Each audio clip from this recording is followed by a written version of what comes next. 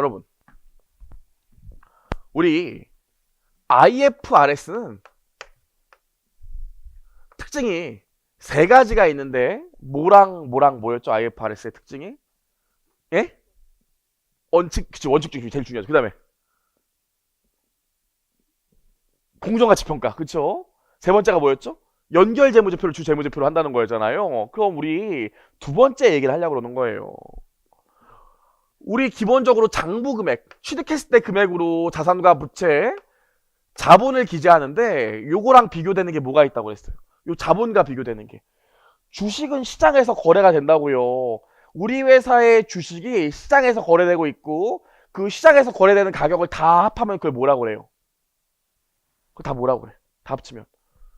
그걸 시가총액이라고 한다고요. 시가총액이 뭐야? 우리 회사 주식이 상장되어 있다면 지금 시장에 나와 있는 우리 회사 주식을 일순간에 다 산다면 그 합계가 시가총액이에요. 이해할 수 있겠죠? 삼성전자 시가총액이 뭐야? 시장에 나와 있는 삼성전자 주식을 지금 현재 다 산다면 가치가 시가총액이라고요. 그 가격이. 근데 문제가 뭐예요? 삼성전자의 재무상태표를 보면 자산 부채가 장부가액돼 있기 때문에 자본도 장부금액돼 있다고. 그래서 시가총액이랑 요거랑 안 맞아. 문제라고요. 재무상태표의 가장 큰 문제가 뭐냐면 IFRS도 마찬가지고 IFRS 이전엔 더 심했지만 가장 큰 문제가 뭐냐면 재무상태표를 봐서는 이 기업의 기업 가치가 얼마인지 몰라.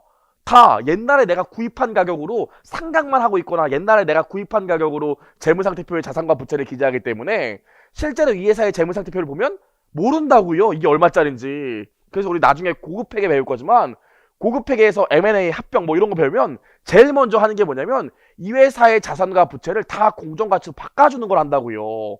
그걸 뭐라고 그랬다고 그랬어? 실사. 그래서 이걸 어떻게 조금이라도 같게 만들어 볼까 고민하다 보니까 요 자산을 공정가치로 바꿔주고 부채를 공정가치로 바꿔주면 자연스럽게 자본도 공정가치로 돌아오겠지. 그러면 시가총액이랑 조금은 비슷해지지 않을까? 요 컨셉이라고요. IFRS는 지금 요거의 가장 대표적인 회계 처리가 유형자산 재평가 모형이에요. 그래서 우리가 지금부터 요 아이 배울 겁니다. 재평가 모형이요. 유형자산 재평가 모형은 뭐라고요? 유형자산 재평가 모형은 내가 갖고 있던 유형자산을 더 이상 취득 원가나 상각 후 원가로 기재하는 게 아니라 그 시점의 시장가격, 공정가치로 기재하겠다는 거예요. 이게 유형자산 재평가 모형의 가장 큰 핵심이에요.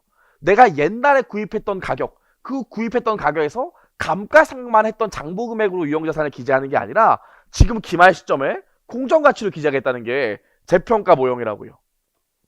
이거 하는 게 좋을까? 안 하는 게 좋을까요? 문득 궁금하네요. 하는 게 좋을까? 안 하는 게 좋을까? 재평가 하는 게 좋을까? 안 하는 게 좋을까? 하는 게 좋을까? 안 하는 게 좋을까? 장부금액으로 놔두는 게 좋아? 공정가치로 하는 게 좋아? 그때그때 다르죠. 그때그때 다르죠.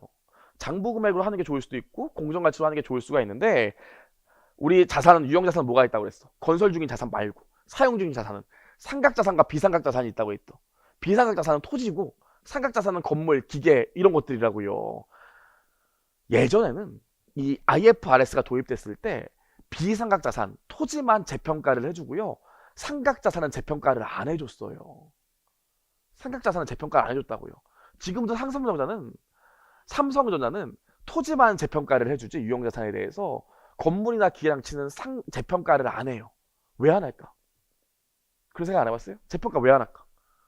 실제 지금 우리 최근 얘기를 하겠지만 IFRS가 도입됐을 때 상장사들 중에서 상각자산을 재평가하는 경우는 거의 없다고. 또라이.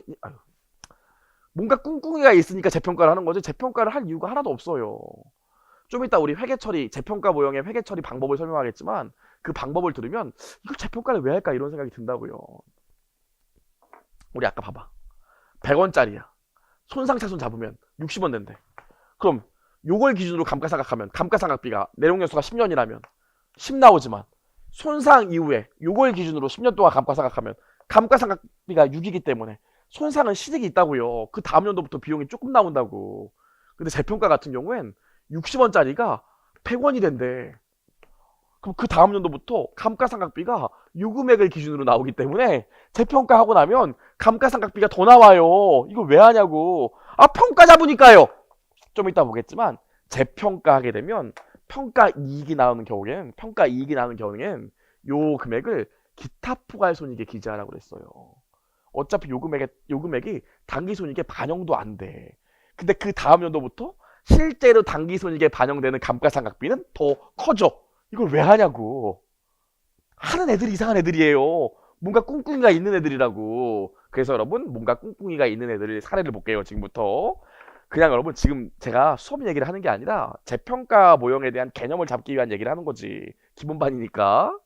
자, 보세요. 이 기사인데 재밌어요. 근데 요즘엔 기업들이 재평가를 많이 한다고. 재평가를 많이 해요. 읽어보시면. 국내 일부 상장사들이 최근 들어 자산의 재평가에 나서고 있어. 그 배경에 관심이 쏠리고 있다. 하여튼 뭔가 하는 애들은 꿍꿍이가 있는 거라니까. 이들 대부분은 자산 가치 재평가를 통해서 재무 구조를 개선하는 목적으로 진행되지만 이면에는 주주가치 제고와 경영권 방어 등의 다양한 의미가 있대요. 두 가지 회사를 볼 거예요. 첫 번째로 나오는 회사가 뭐냐면 넘겨볼게요. 우리 그랜드백화점이에요. 그랜드백화점이 최근에 유형자산을 재평가했다고. 백화점 뭐가 많이 있을까요? 백화점이 주로 갖고 있는 게 뭐야? 백화점 뭐 갖고 있어요? 뭐 갖고 있냐 백화점은? 네? 백화점은 주로 어떤 자산 많이 갖고 있을까? 재고자산이요? 자, 제 잘못입니다. 저를 끝나고 때리세요. 제 잘못입니다. 제가 고장 맞아야겠네요. 백화점은 재고가 거의 없어. 백화점은 임대업이에요, 임대업. 그 공간에 야, 우리 여기 백화점 만들 테니까 여기 들어와서 장사해. 그리고 니네 수익 나면 임대료 줘. 요 구조지. 자기들이 사와서 그 장사하는 구조가 아니에요. 나중에 중급회계 2 가서 수익 배우면 알게 될 겁니다. 백화점의 주요 자산은 건물이야. 얘네 부동산밖에 없어요. 아무것도 없다고. 그럼 그랜드마트 보세요. 그랜드마트의 재무상태표를 보면 여기 유형자산이 전체 자산 비중 중에서 50% 넘을 거예요, 아마. 그 유형자산 중에서도 뭐 기장치 이런 거 없어. 다 건물이랑 토지야. 얘네 대부분 건물이랑 토지 있다고요. 근데 얘네들이 재평가를 했다는 거야. 원래 건물이랑 토지가 재평가를 안 하고 원가 모형이었으면 한 다 합해서 100억 정도 되는데 재평가하면 요게 한 500억 된다고요. 좀 과대하게 얘기했지만 그랜드마트는 재평가를 했어. 왜 했을까? 제가 얘기했잖아요. 재평가하면 좋은 게 아니라니까. 나중에 상각비가 많이 나온다니까.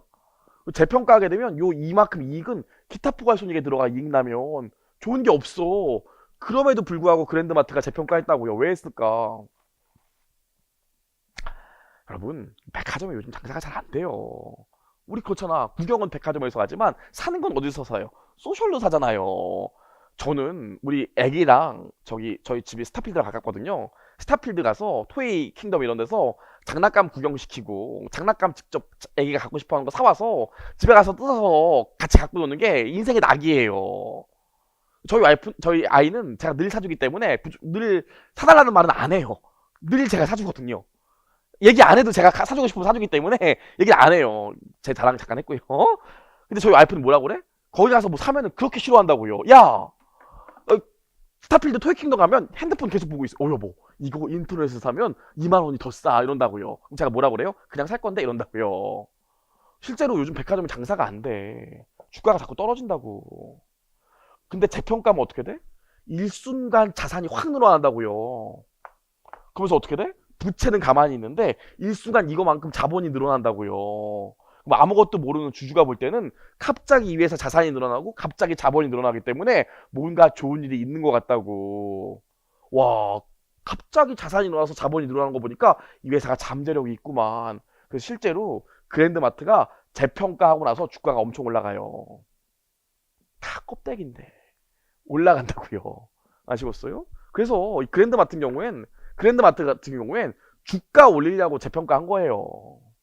읽어보시면 그랜드백화점은 유형자산과 투자부동산의 합이 시가총액보다 높은 대표적인 자산주로 타고나지 부동산이 많으니까 가치 투자자들 사이에서 관심이 높았던 종목이다. 그동안 자산 재평가에 대한 주주들의 요구가 지속되어 왔는데 이번에 자산 재평가도 이러한 차원에서 진행된 것이다. 이렇게 나와 있다고요. 그래서 그랜드마트는 하도 주주들이 야 주가 좀 올릴 수 있게 재평가해. 이거 재평가하면 주가 올라간다니까. 그래서 한 거예요.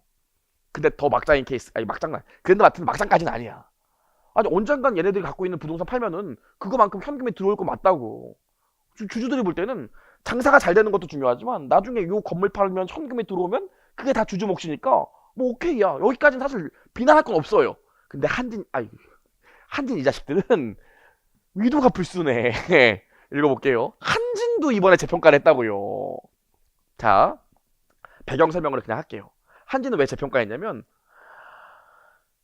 그 한진이 요즘 경영진이 좀 그렇다 보니까 이 한진의 주식을 많이 갖고 있는 투자 회사, 그 투자 사모펀드들이 이거 진짜 좀 어떻게 견제를 해야겠다 이런 생각이 많이 든다고요.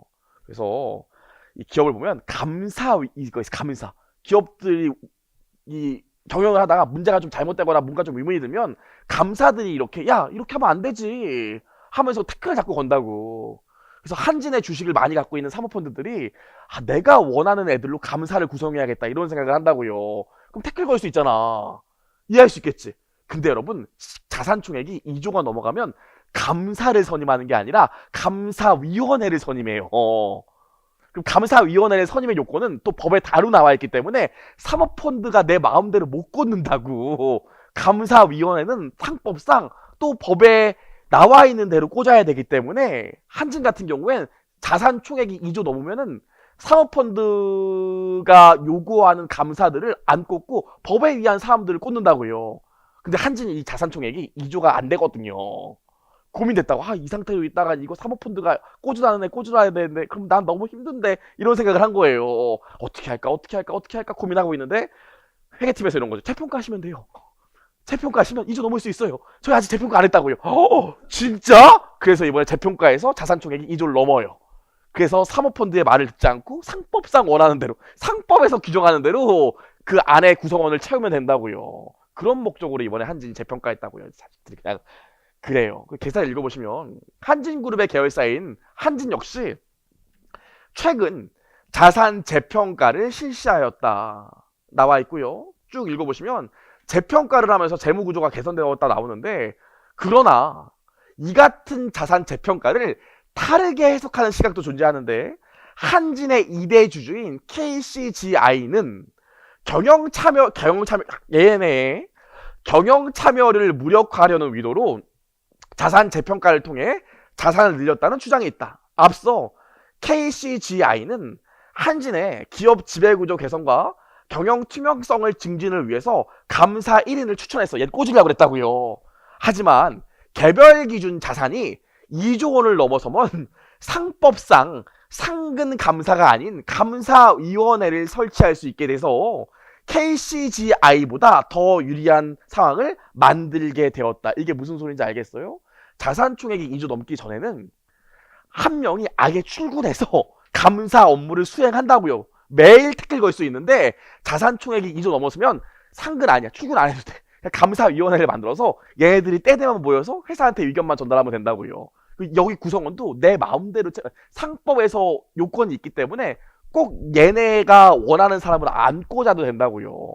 그래서 이번에 한진이 자산 재평가를 수행했어요. 얼마 안 됐거든요. 그쵸? 뭐 이래요. 그래서 우리가 지금부터 배울 자산 재평가가 저희는 뭐 이런 것들을 배우는 게 아니라 자산 재평가하면 자산이 어떻게 바뀌고 손익이 어디로 가는 건지 이런 얘기만 할 거지만 실제로 실무에서는 다양한 목적으로 쓰인다고요. 아시겠어요?